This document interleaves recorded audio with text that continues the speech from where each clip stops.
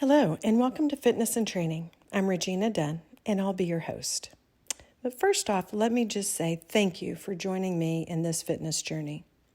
And know that it's my goal to make your investment both meaningful and worthwhile. Now let's dive right in. Our topic today is SMART goals. So you might ask, what are SMART goals?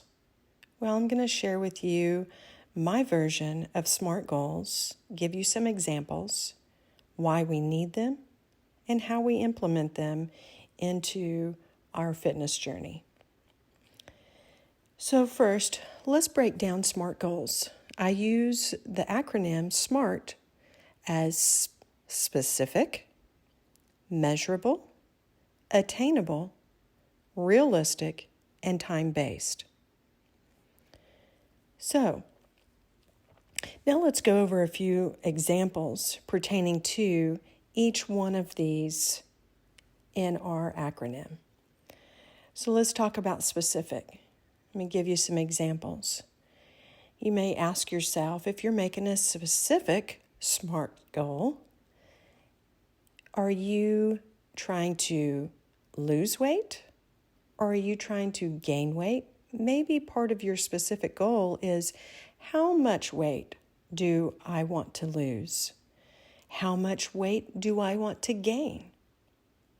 Another example is, I am training for, maybe it is a competition, maybe it is for a marathon, maybe it is just simply to get healthy. But again, you want to make it specific. So what are you training for? Are you training for endurance? Are you training for strength? So those would be more specific goals. Another example is maybe you're specifically training, you want to build muscle in certain areas. Maybe you want to build strength in certain areas. Maybe you want more definition in certain areas. So those would be specific goals. Next, let's move on to measurable goals. Here's a few examples in that category.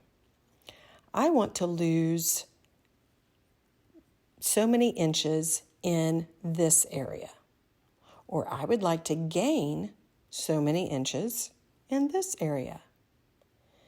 Because everybody has a different goal. If you're trying to build muscle, you have to realize you're going to gain inches.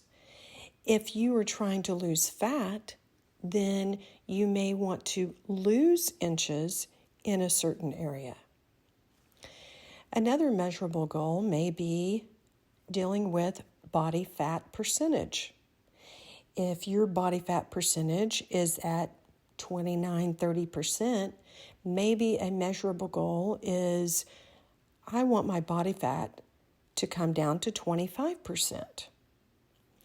A measurable goal could also be, I want to be able to jog 1 mile or run a mile in 7 minutes. Those would be measurable goals. Here's another example. I would like to be able to do 25 push-ups in one setting.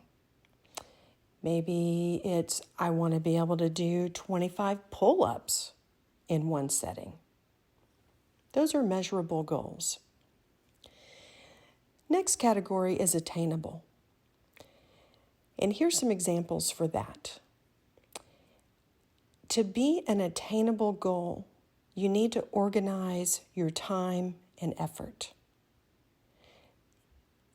In order for it to be attainable, if you don't organize your time and effort, then the likelihood of you attaining that goal is going to be more minimal than probable. You also need to prioritize your goal for it to be attainable. You need to be purposeful about your goal. Also, you need to have the determination and the commitment. Because if anything, commitment is the key to an attainable goal. Without that commitment, you're just going to be all over the board. And a lot of times in training, I will refer to that as the yo-yo effect. So remember, commitment is the key. Determination will continue your commitment. Now let's talk about realistic goals. Be realistic about your goals of what you can obtain. So here's some examples. How many days a week can you realistically commit to? How many hours or how many minutes of the day can you realistically prioritize in your goal planning in order for you to be committed to that goal and obtain that goal?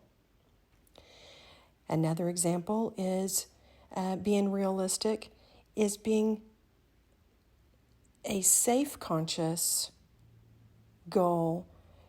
So, for example, if you're going to lift weights or use equipment, safety has to come first. So if you want to go in there and start out with, I'm going to curl 25 pounds, and you haven't lifted up a 25-pound dumbbell in quite some time, that may not be the most realistic goal. Start slow and make gains. Another example could be the amount you can commit to successfully, which we just discussed.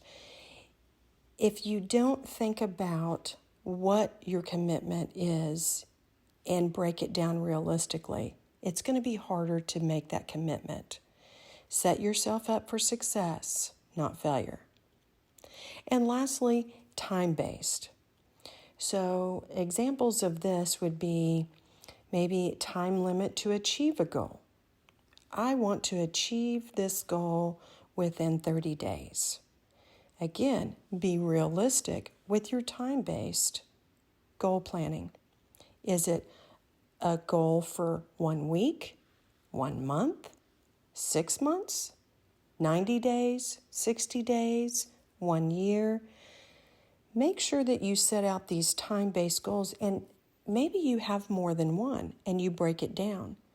Maybe you have short-term goals and you have more of long-term goals. But again, make sure they are specific, measurable, attainable, realistic, and time-based. Thank you for listening, and I hope that you'll continue to follow in this fitness journey. Until next time, keep fit anytime, anywhere with fitness and training.